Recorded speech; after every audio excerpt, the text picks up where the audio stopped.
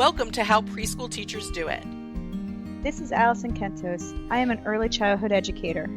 And this is Cindy Tarabush. I am an early childhood consultant.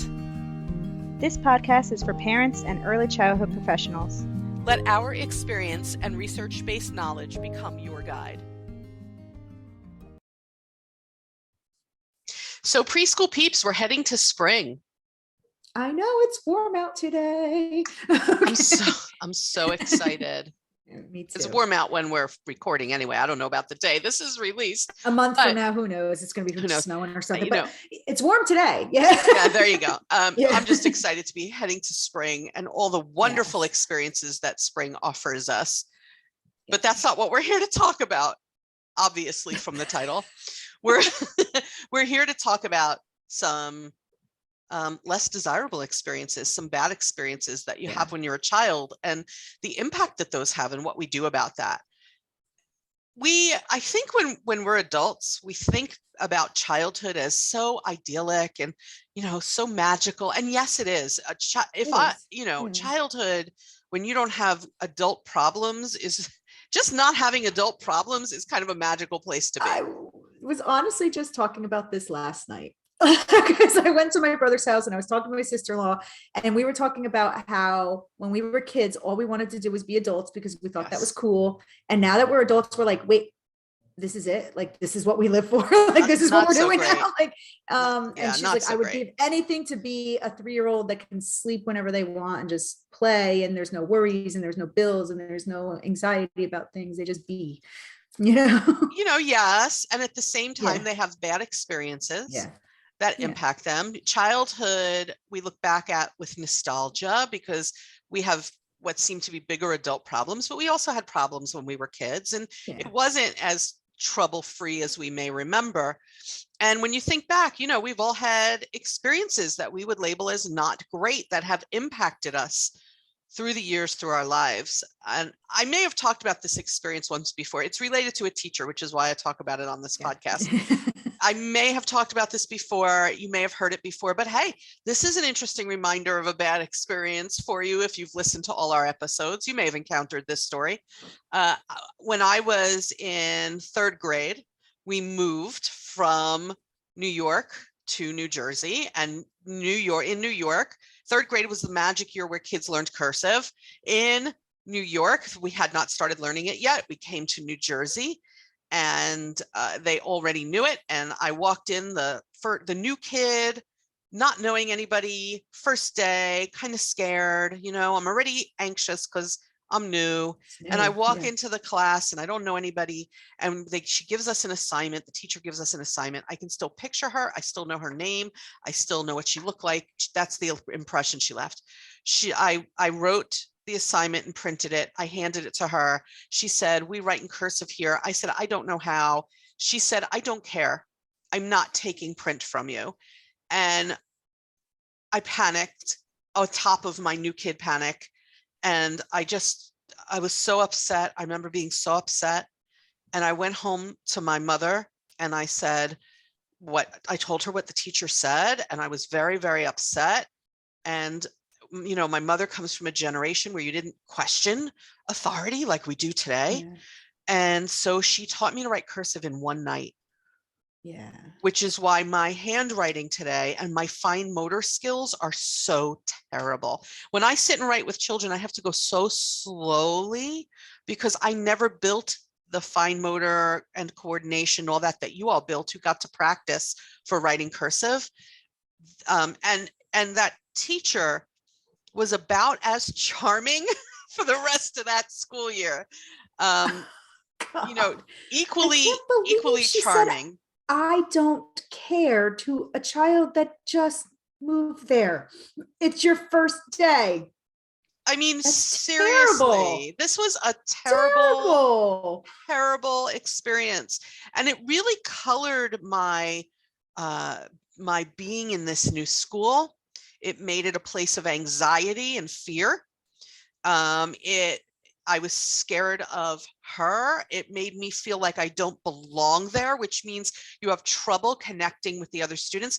The things we say and do with kids can have such an impact.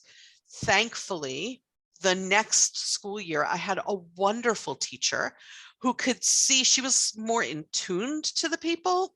Mrs. G, I'll say her initial because she was awesome. She was more in tune and she cared about us as individuals. And I think she could see that she had somebody here who had potential, but was very hesitant and very worried about everything that was going to happen. And she really nurtured me. So thank goodness for her, because she was able to sort of turn that around. And it was, school became a good place then because of her. And her classroom was a place where I felt at home and I felt I belonged. It doesn't have to be as drastic as what that third grade teacher did to me. The little things we do and say can make a child feel like they don't belong. This is a place of anxiety and fear. I can't succeed here. I'm never going to make this adult happy. The other kids make this adult happy. I'm never going to be able to do that. Yeah. It can be just the littlest thing that give children a bad, educational experience. I feel like in your case, even just, and this, I don't think this happened to you, but it could happen to other children, is like, even just moving schools, the experience, it might have nothing to do with the teachers or the adults at all. Just that experience of like dropping into a new class in the middle of the school year when everybody already has their established friends and their established routines and they know the area. And here you are in third grade when these groups of kids have been together since kindergarten, is intimidating to begin with. So even the experience alone might change your whole viewpoint of schooling and friendship and things like that. Well, I'll tell you what it did. And people can think about this in relation to your experiences or those that children might have who you teach or who you're raising. That was not the last time I switched schools. I switched schools frequently as a young child. That was just the first time. Yeah. So what that set up for me was every time that I switched schools and that we moved and I had to go to a new crowd and a new place and a new school, I was beyond fearful. I was sick to my stomach, fearful, because the first experience was so bad. Right. That's right. So that first experience was so bad. I think it stands to reason that every time I had to go to a new school, I would be on guard. My stomach would bother me. I'd be unable to eat. It was really a physical reaction to switching schools after that. Had that teacher approached that situation differently, had that teacher just accepted the work from me that day and maybe called my mother, had that teacher said, okay, you and I are going to have to work a bit on getting you caught up. You will spend some time together to do that. That would have been a whole different thing. Yeah. I think about sometimes, especially in this still very stressful world that we're living in and this very divisive world that we're living in, because we're human beings, how much of that stress and pressure and anxiety enters into our interactions with children. And we're having a long-term effect without meaning to, without being as overtly mean as that teacher I had. Right. Right. How many times are we having an interaction that really could impact children who have to encounter that same situation again, or I don't know. I mean, bad experiences you carry. Yeah, I think sometimes it's not malicious. I think it's like inadvertently, like you're right, like they're human beings too, and they might have had a bad day, or the stresses of work or the stresses of the current pandemic or whatever it might be. You have no idea what happened before that teacher walked through the door that day, and here you are doing whatever you're doing, and they just kind of snap a little bit, and they don't mean to, but they do. And because we're human beings, and that's what happens sometimes. So I think we just need to be very aware of who you are around. Like, it's okay, I feel, if you snap in front of adults, in the teacher's lounge or wherever, but slow down so that that when you're with the children, be like, no, I need to be on, which is hard. It's hard to be on all the time, but you might need to just say, I need to walk away, and they make mistakes. Yeah. So I don't know, but I feel like as a teacher, if I ever made a mistake and I did that, I always tell the kids, like, listen, like, I always apologize for it later. I'm sorry that I said that to you. Like, if that teacher went up to you later on and said, listen, I was having a bad day, I'm very, very sorry that I said that to you. Let's fix this. That would have been different too. Why? If the teacher said to me, I'm sorry, I shouldn't have said that to you. I'll tell you what, we'll spend a little extra time catching. I think I would have felt relieved. You would have been better. You would have forgotten that she said, Yeah. I don't care. And you would have remembered like, oh wait, she does care because she's helping me now, you know, instead of stressing you out that night with your mom, trying to learn cursive, you know. It's the epic story of my life, that evening of learning cursive. Yeah, because it really did leave an impression on you, because you've talked about this a few times. I mean, it was a big experience, but we've had other bad experiences when we were young, you know. There are other things that happen that leave an impression, and that were not great experiences, you know. Yeah. I don't know. I had like, there's some teachers that I don't remember them being like this all the time, but the only memory I have of them is that one time that they did kind of snap at me, you know, like, because I remember like in 5th grade, we were making this, I guess it was a Christmas ornament or something for our parents to send home.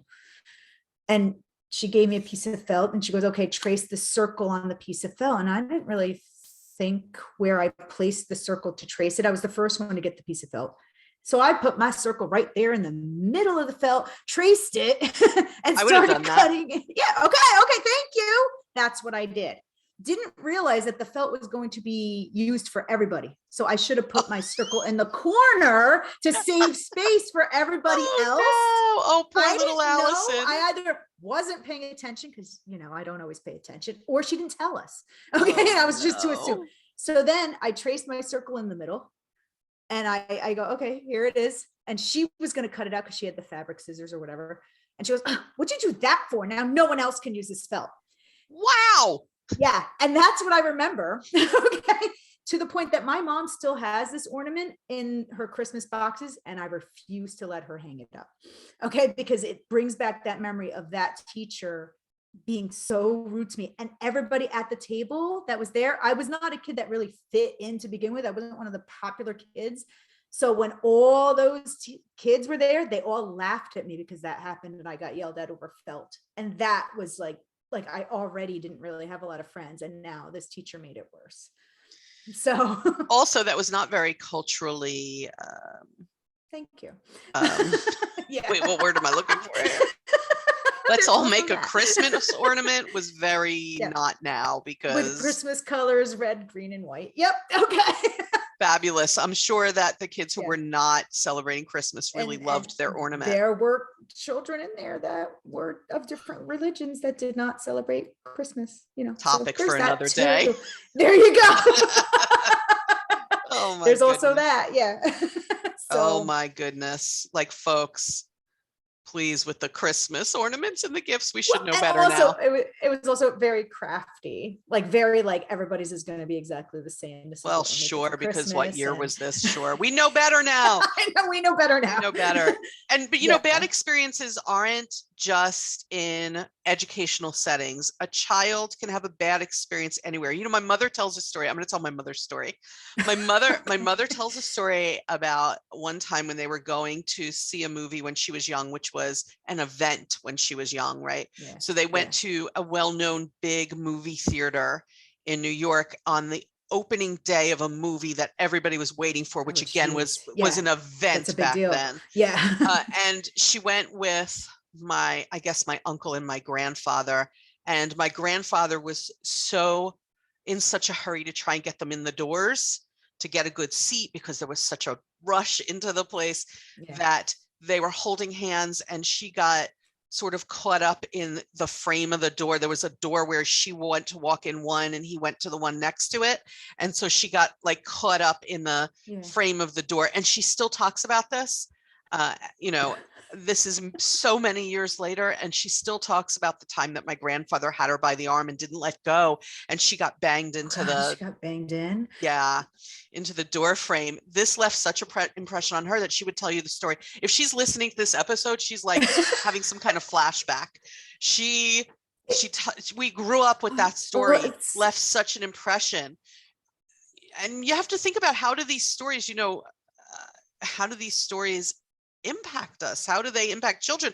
Because what do I have to do when I come across a child is I have to be nurturing. I never know what they've experienced. That's the point. I don't know. You don't know how they're feeling, what they've experienced. Sometimes children exhibit challenging behavior with us because they're struggling from an experience they've had. Yeah.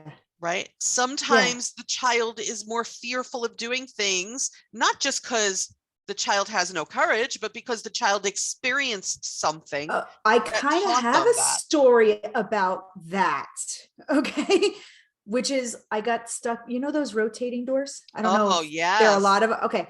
When I was a kid, I was in a rotating door and I was in the one little partition by myself, but I got stuck because I wasn't strong enough to push the door. So once the adult in front of me left, I was just stuck there. Okay. And then my dad had to come around and do it, you know. So do you go through those doors? No. No, I never go through a rotating door ever again. And I remember being like on a field trip once, being like, I'm not going through that. And the teacher be like, you're fine. It's fine. Just go through it. I'm like, no, I can't do it. And I went in the side door and she got mad because I was out of line because everybody wanted to go in the rotating door because that was a cool thing when you were a kid. And I was like, no, I'm not doing it. I'm just going to go through here. And she should have just been like, it's fine. I could still see you. Just go through. She didn't understand this irrational fear of rotating doors. No, I understand. You know what I mean? Like, I understand because I have an irrational fear of escalators. When one time I tripped near an escalator when I was a kid, my grandfather used to, again, he didn't mean to harm us. I'd like to put that disclaimer out there. Yeah. My grandfather used to tell us when we were on escalators, my grandfather used to say, you know, if this stops short, you fall to the basement. Oh my God. What? Are you telling us right now? It was, and one time I tripped near an escalator and I was sure that was going to happen. I was a little kid. I was going to fall to the basement. Nobody would be able to save me. Why he told us these things, we do not know. Same grandfather, by the way, that got my mother's arm caught in the frame by the movie theater. And I'm pretty sure that all our preschool peeps can think of stories where a bad experience happened and it stayed with them and it left an impression and you still talk about it, but you also realize that it's influenced your behavior. I will take an elevator over an escalator any day. And it really took a lot of patience from people around me to get me on an escalator. Like people who know this about me will look at me and go, do you want me to go if I have no choice, right? I have no elevator nearby or whatever. Do you want me to go in front of you, behind you? What do you want me to do? They offer me help. Oh, yeah. And I think that's what we have to do for kids, consistently and constantly offer help. We don't know what bad experiences they've had. And we have to remember that when we realize that we've done something that could provide a bad experience to a child, we need to fix that. Don't pretend like it didn't happen. We need to just fix it. Yeah. And I think it's okay. Like in my case with the whole rotating door on a field trip, it's like, for that teacher to be like, what's the big deal? Just let her go through the side door. Right. And just let it go. Like, let it go. Like, it's okay. Like nothing happened to me because I went in the side door. I was the only one to go in the side door, but who cares? She could see me the whole time. So I think as a teacher, you just be like, you know what? I'm just going to let her do it. She's still safe. Yeah, well, that's another thing. Yeah. It's okay. Everybody's not just exactly the way you want them to be because somebody needs to do it a different way for whatever reason, but they may not know the reason. Who knows? I don't know. Yeah. I just think we have to give some thought to these bad experiences. I don't think we need to know the reason as a teacher. You don't need to know the reason. Even an adult, like if I was with Cindy at the mall and she says, I don't want to use the escalator, I'd be like, okay. Okay, we'll figure out how to get around. I wouldn't even think anything of it. I'd be like, all right. Why do we judge like that? Yeah. Yeah. All right. Well, you know what I'm going to want you to do now? They know, the people who are listening and watching on YouTube know. Yeah. Here's what you're going to do now. You're going to go to howpreschoolteachersdoit.com or How Preschool Teachers Do It podcast on Facebook. And you're going to send us your experience and how it's impacted you so that possibly in the future, we will share it in a feedback 5. Yeah. Go do that. Yeah. Also, check your out irrational fears. Also, go check out those parts of the website where you log in and you get extra access to things. Costs you absolutely nothing. Nothing. Yeah. Zero zilch. Zilch. Nada.